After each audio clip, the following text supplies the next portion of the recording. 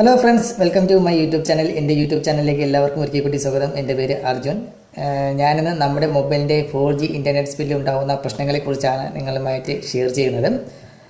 എന്തുകൊണ്ടാണ് 4Gക്ക് സ്പീഡ് വളരെ കുറയുന്നത് എന്ന് നിങ്ങൾക്കറിയാമായിരിക്കും, ചിലപ്പോൾ അറിയില്ലായിരിക്കും. എന്നാൽ നമുക്ക് എല്ലാവർക്കും അറിയാവുന്ന ഒരു കാര്യമാണ്, നമ്മുടെ ഫോണിൽ ഫുൾ സിഗ്നൽ ഉണ്ടെങ്കിൽ പോലും, ഫുൾ റേഞ്ച് ഉണ്ടെങ്കിൽ പോലും ഇൻ്റർനെറ്റ് സ്പീഡ് വളരെ കുറവായിരിക്കും. ചിലപ്പോൾ സിഗ്നൽ വളരെ കുറവായിരിക്കും എങ്കിൽ പോലും നല്ലൊരു ഇൻ്റർനെറ്റ് സ്പീഡ് ഉണ്ടാവുകയും ചെയ്യും.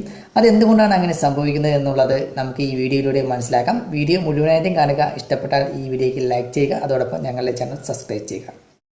കൂടുതൽ മൊബൈൽ സംബന്ധമായ ടിപ്സുകളും ട്രിക്സുകളും നിങ്ങൾക്ക് ലഭ്യമാകുവാൻ ഈ വീഡിയോയുടെ താഴെ കാണുന്ന ചുവന്ന സബ്സ്ക്രൈബ് ബട്ടണിൽ ക്ലിക്ക് ചെയ്ത് ചാനൽ സബ്സ്ക്രൈബ് ചെയ്യുക. തുടർന്ന് വരുന്ന ബെൽ ചിഹ്നത്തിൽ ക്ലിക്ക് ചെയ്യുകയാണെങ്കിൽ ഞങ്ങളിടുന്ന വീഡിയോകൾ നിങ്ങൾക്ക് നോട്ടിഫിക്കേഷൻ ആയിട്ടും ലഭ്യമാകും.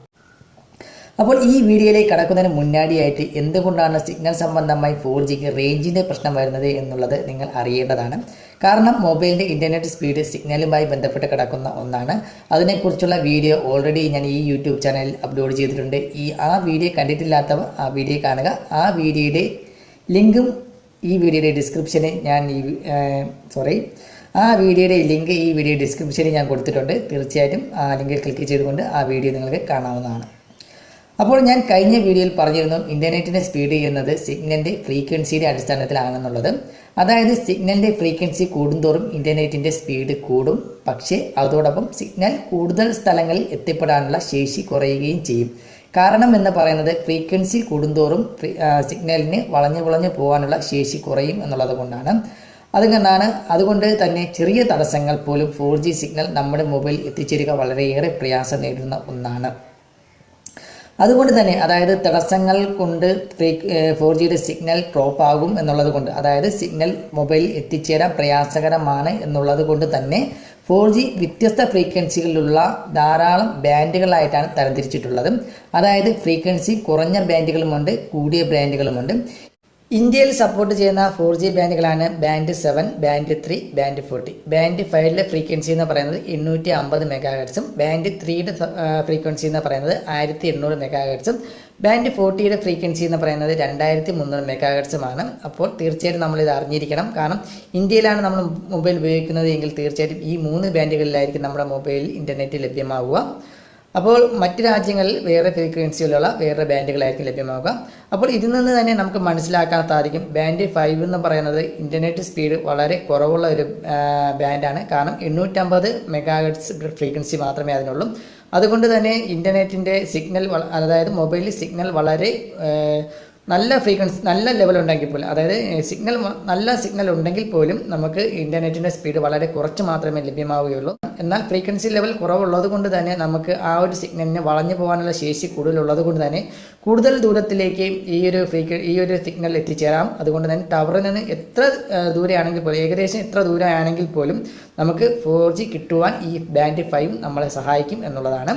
എന്നാൽ ബാൻഡ് 5 സപ്പോർട്ട് ചെയ്യുന്ന സമയത്ത് നമ്മുടെ മൊബൈലിൻ്റെ ഇൻ്റർനെറ്റ് സ്പീഡ് വളരെ കുറവായിരിക്കും. അത് എത്ര വലിയ നല്ല സിഗ്നൽ ഉണ്ടെങ്കിൽ പോലും സ്പീഡ് വളരെ കുറവായിരിക്കും.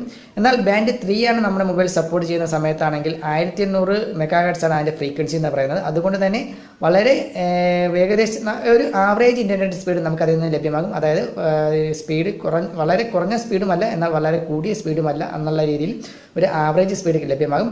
എന്നാൽ ഫ്രീക്വൻസി ലെവല് ബാൻഡ് 5നേക്കാൾ കൂടുതലുള്ളത് കൊണ്ട് തന്നെ അത് നമ്മുടെ മൊബൈൽ എത്തിച്ചേരുവാൻ കുറച്ച് പ്രയാസം നേരിടും. അതായത് തടസ്സങ്ങൾ മറ്റൊക്കെ ഉണ്ടെങ്കിൽ കുറച്ചൊക്കെ ഡ്രോപ്പായി പോകും. അതുകൊണ്ട് തന്നെ ബാൻഡ് 5യുടെ അത്ര ദൂരത്തിൽ ബാൻഡ് 3 എത്തിച്ചേരുകയില്ല എന്നുള്ളതാണ്. അപ്പോൾ ബാൻഡ് 40യെ കുറിച്ച് പറയുകയാണെങ്കിൽ, ബാൻഡ് 40 ആണ് ഇന്ത്യയിൽ വച്ച് ഏറ്റവും കൂടുതൽ ഫ്രീക്വൻസിയുള്ള ബാൻഡും ഏറ്റവും കൂടുതൽ സ്പീഡ് നൽകുന്ന ഒരു ബാൻഡ് എന്ന് പറയുന്നത് ബാൻഡ് 40 ആണ്. 2300 മെഗാഹെർട്സ് ആണ് അതിൻ്റെ ഫ്രീക്വൻസി എന്ന് പറയുന്നത്. അതുകൊണ്ട് തന്നെ ഏറ്റവും മികച്ച ഇൻ്റർനെറ്റ് സ്പീഡ് തന്നെ നമുക്ക് ബാൻഡ് 40 നിന്ന് നമുക്ക് ലഭ്യമാവുകയും ചെയ്യും. പക്ഷേ ഒരു പ്രോബ്ലം എന്ന് പറയുന്നത്, ഇത് നമ്മുടെ മൊബൈൽ എത്തിച്ചേരുക എന്ന് പറയുന്നത് വളരെ ബുദ്ധിമുട്ടുള്ള ഒരു കാര്യമാണ്. കാരണം ഫ്രീക്വൻസി കൂടുതലുള്ളത് കൊണ്ട് തന്നെ അതിന് വളഞ്ഞൊക്കെ പോകാനുള്ള ശേഷി വളരെ കുറവാണ്. ഏതെങ്കിലും തരത്തിൽ ഏതെങ്കിലും ഒരു തടസ്സം നേരിടുകയാണെങ്കിൽ അവിടെ വെച്ച് ആ ഒരു ഫ്രീക്വൻസി, ആ ഒരു സിഗ്നൽ ബ്ലോക്ക് ആവുകയും അല്ലെന്നുണ്ടെങ്കിൽ അവിടെ കുറച്ചൊക്കെ ഡ്രോപ്പ് ആവുകയും ചെയ്യും. ഫ്രീക്വൻസി സിഗ്നൽ ഡ്രോപ്പ് ആവുകയും ചെയ്യും. അതുകൊണ്ട് തന്നെ നമ്മുടെ മൊബൈൽ എത്തിച്ചേരുവാൻ വളരെ ബുദ്ധിമുട്ടാണ്. ഉദാഹരണമായി പറയുന്നത് നമ്മുടെ വീടിനകത്തൊക്കെ നിൽക്കുന്ന സമയത്ത് മിക്കവാറുമൊക്കെ ബാൻഡ് 40 നമ്മുടെ മൊബൈൽ സപ്പോർട്ട് ചെയ്യുക വളരെ ബുദ്ധിമുട്ടാണ് എന്ന് തന്നെ പറയാം. അതുകൊണ്ട് തന്നെ നമ്മുടെ വീടിനകത്തൊക്കെ കിട്ടുന്ന ബാൻഡ് എന്ന് പറയുന്നത് ബാൻഡ് 5 ബാൻഡ് 3 ഒക്കെ ആയിരിക്കും. എന്നാൽ ബാൻഡ് 40 നമ്മുടെ ഫോണിൽ സപ്പോർട്ട് ചെയ്യുകയാണെങ്കിൽ നമ്മുടെ ഫോണിൽ കിട്ടുകയാണെങ്കിൽ ആ ഒരു സിഗ്നൽ നമ്മുടെ ഫോണിൽ കിട്ടുകയാണെങ്കിൽ കുറഞ്ഞ സിഗ്നലിൽ പോലും, അതായത് 1-2 കട്ടയുണ്ടെങ്കിൽ പോലും, ഫുൾ സിഗ്നൽ വേണമെന്നില്ല, 1-2 കട്ടയുണ്ടെങ്കിൽ പോലും നല്ലൊരു ഇൻ്റർനെറ്റ് സ്പീഡ് നമുക്ക് ലഭ്യമാവുകയും ചെയ്യും ഈ ബാൻഡ് 40 നമ്മുടെ ഫോണിൽ സപ്പോർട്ട് ചെയ്യുന്ന സമയത്ത്. അപ്പോൾ പക്ഷേ എത്തിക്കിട്ടുക, നമ്മുടെ മൊബൈലിലേക്ക് എത്തിക്കിട്ടുക കുറച്ച് ബുദ്ധിമുട്ടാണ്. അപ്പോൾ ഞാൻ പറഞ്ഞത് ഏകദേശമൊക്കെ നിങ്ങൾക്ക് മനസ്സിലായി കാണുമെന്ന് വിചാരിക്കുന്നു. ബാൻഡ് 5ന് ഇൻ്റർനെറ്റ് സ്പീഡ് കുറവാണ്, പക്ഷേ എല്ലായിടത്തും എത്തിച്ചേരും. എന്നാൽ ബാൻഡ് 40ക്ക് ഇൻ്റർനെറ്റ് സ്പീഡ് കൂടുതലാണ്, പക്ഷേ എല്ലായിടത്തും എത്തിച്ചേരുക വളരെ ബുദ്ധിമുട്ടാണ്.